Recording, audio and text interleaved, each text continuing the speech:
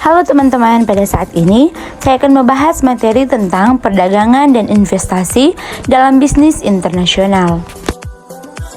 Nah, bisnis internasional mencakup pada perdagangan barang, jasa, teknologi, modal, atau pengetahuan lintas batas negara dan dalam skala global atau tradisional.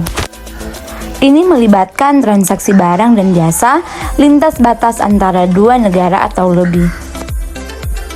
Nah, menurut negara partisipannya, perdagangan internasional dibagi menjadi 3 jenis, yaitu yang pertama, perdagangan bilateral. Perdagangan ini adalah suatu sistem perdagangan yang dilakukan oleh dua negara yang menyepakati perjanjian dengan guna mencapai tujuan ekonomi yang diharapkan. Selanjutnya yang kedua ada perdagangan multilateral. Nah, perdagangan ini merupakan sistem perdagangan yang dilakukan oleh beberapa negara tanpa adanya keterkaitan atau batas wilayah, sehingga mempunyai cakupan dengan yang lebih luas. Perdagangan internasional jenis ini dinilai lebih transparan, adil, dan efektif untuk mencapai tujuan ekonomi. Yang ketiga, ada perdagangan regional. Nah, perdagangan ini adalah sistem dagang yang dilakukan oleh beberapa negara dan terjadi dalam satu kawasan yang sama. Nah, selanjutnya ada tujuan yang diadakannya perdagangan internasional, antara lain yaitu yang pertama, menaikkan devisa negara. Yang kedua, mempengaruhi stabilitas harga barang ekspor. Yang ketiga, dapat memenuhi kebutuhan di negara yang lain. Dan yang keempat, mendapatkan profit secara internal maupun secara eksternal. Selanjutnya ada kontrak manufaktur.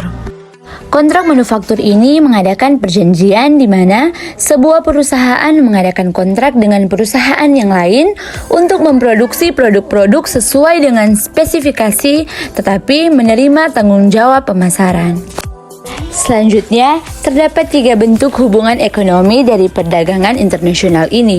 Di antaranya adalah sebagai berikut, yaitu terjadi pertukaran output dari hasil yang diperoleh masing-masing negara yang telah menjadi kerjasama. Selanjutnya, tercipta hubungan ekonomi dalam bentuk utang piutang yang terjadi antar negara. Dan yang terakhir, terjadinya pertukaran saran produksi maupun aliran produksi. Selanjutnya, terdapat usaha patungan. Usaha kerjasama di antara 2 atau lebih organisasi yang berbagai kepentingan bersama dalam usaha atau kegiatan bisnis. Usaha patungan berupa yaitu yang pertama, badan usaha yang dibentuk oleh perusahaan internasional dan nama pemilik lokal. Yang kedua, badan usaha yang dibentuk oleh 2 perusahaan internasional untuk tujuan melakukan bisnis di pasar ketiga. Dan yang ketiga, badan usaha yang dibentuk oleh badan pemerintahan negara, tempat berinvestasi dan sebuah perusahaan internasional.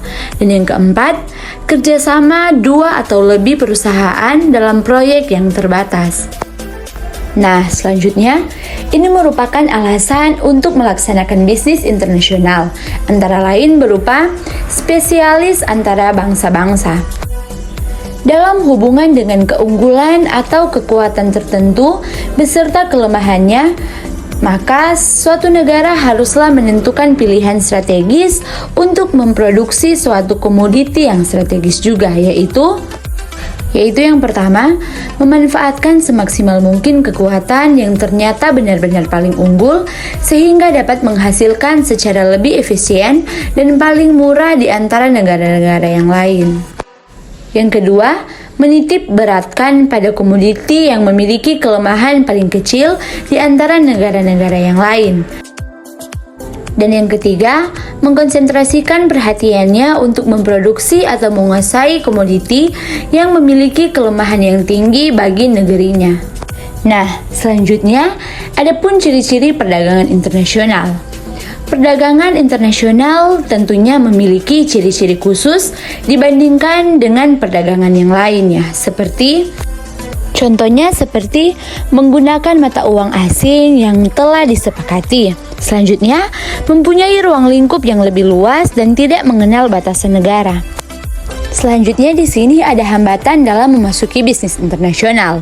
Nah, dalam melaksanakan bisnis internasional, tentu saja akan lebih banyak memiliki hambatan ketimbang dari pasar domestik. Negara lain tentu saja akan memiliki berbagai kepentingan yang seringkali menghambat terlaksananya transaksi bisnis internasional. Di samping itu, kebiasaan atau budaya negara lain tentu saja akan berbeda dengan negara sendiri.